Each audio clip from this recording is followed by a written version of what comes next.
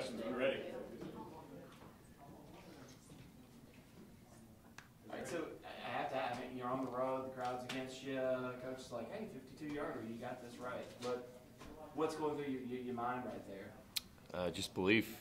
That's all it takes. And I was talking about it earlier, but, you know, all you really have to do is believe in yourself. And I'm telling myself that whenever I go out there, talking to myself rather than listening to myself. And I really didn't even realize that there was only like 4 minutes left or something in the game whenever I went out there, which I'm kind of glad I didn't realize that. But no, I just had confidence whenever I went out there. PT, do you ever get nerves anymore when you go out there for a kick? Right, yeah, I do.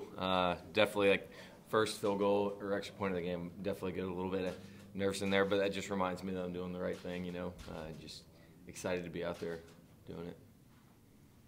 It's kind of the forgotten part of the game a lot of times. We see Arkansas, you know, it hits the top of the goalpost all across the country, man, playing a big part.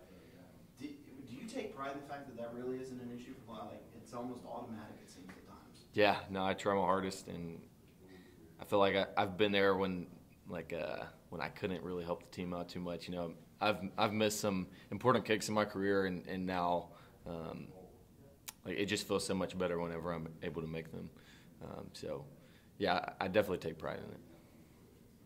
Are you one of those guys that you remember the ones you missed, or do you remember the great ones, or both? No, I try to have a short memory, but you know, definitely I'm not thinking about that whenever I'm getting ready to play or anything. But you know, I sometimes I like to like go back and look at how I've changed as a kicker and as a person, and just like watch the film from back then. And I guess I do that sometimes. I guess how have you changed, would you say? Yeah, I'd say just the easiest answer I can give you is I know what I'm doing now compared to back then. I was just kicking the ball. Like I've really like broke down what I do and why I do it and what happens when I do it the right way. So I'd say that's the biggest thing. Just trying to kick it as hard as you can. Right. Just hoping it goes in. Dabo calls it booming or whatever. What do you call it? Do what? Is it all the same every short? Oh yeah, no, they're all the same, for sure. Was it a big change for you because you had the same holder and the same long snapper for forever?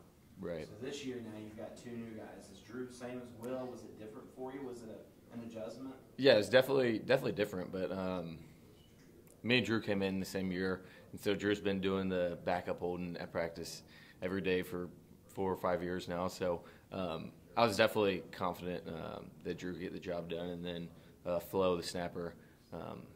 Over the summer, a lot I'd come over here and it always seemed like Flo would be here snapping. So it just gave me a lot of confidence knowing that he could go out there and get it done, and he's done a great job so far.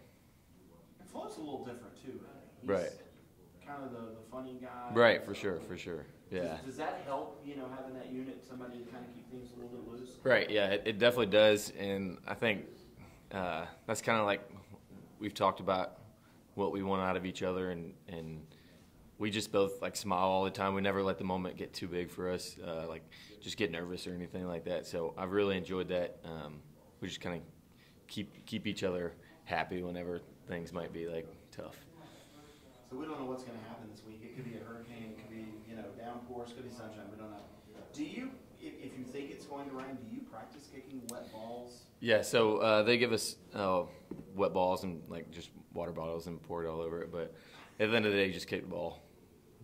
And you know, to me, it's the same. Obviously, it'll be a little bit heavier, but as long as I make good contact with it, it should go.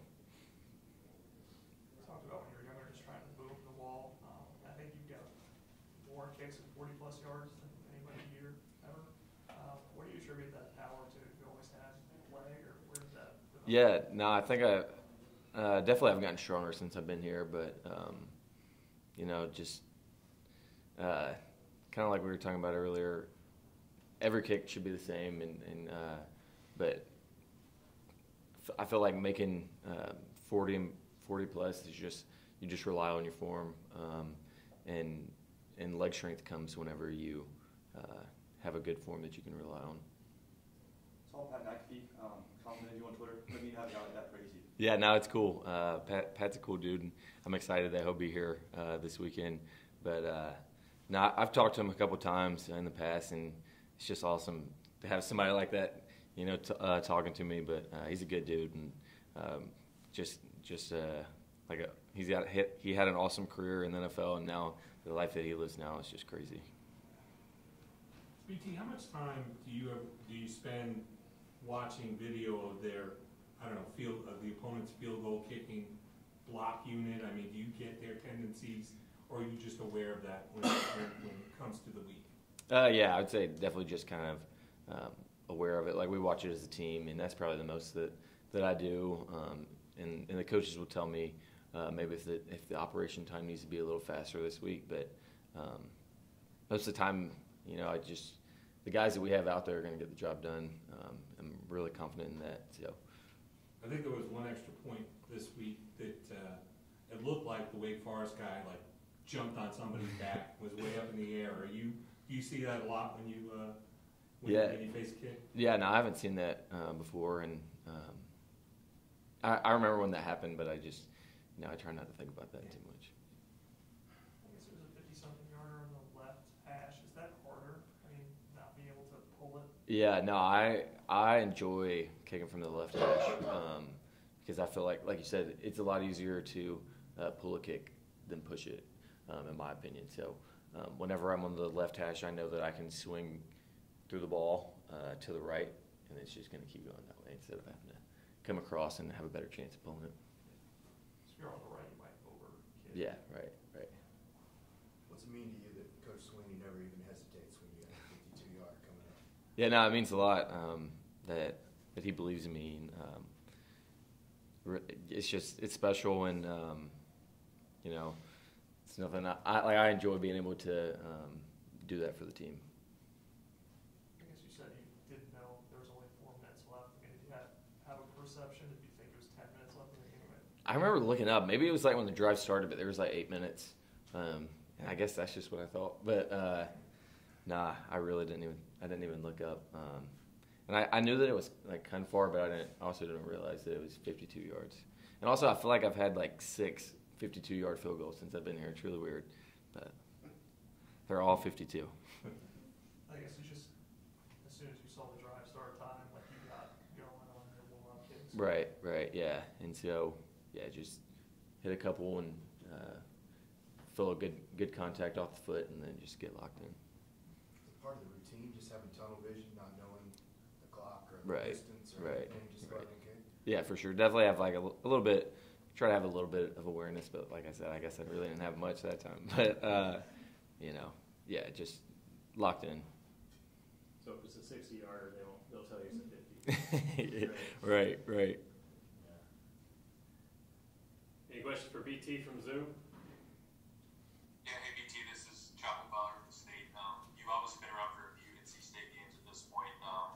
What's kind of just your reflections on that Atlantic Division rivalry, and what's kind of the mindset of the team going into this one, considering obviously they got y'all last year in Raleigh? Yeah, for sure. Yeah, I guess this is my fifth time playing them, or fourth maybe.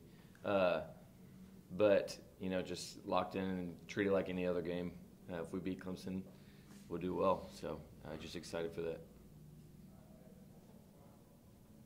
Trevor Gross from CUtigers.com. Did they tell you they passed Greg Kugel for fourth on the all-time Clemson point list? And I think you also passed the guy you're getting ready to go against, Christopher Dunn from NC State, for ninth on the ACC list. Do you think about that stuff, track that at all? Yeah, no, I did not know that at all. That's pretty cool, though. I have to reach out to Greg about that. You keep in touch with them much? Yeah, good bit. Greg was here my first year, and so I learned a lot from him.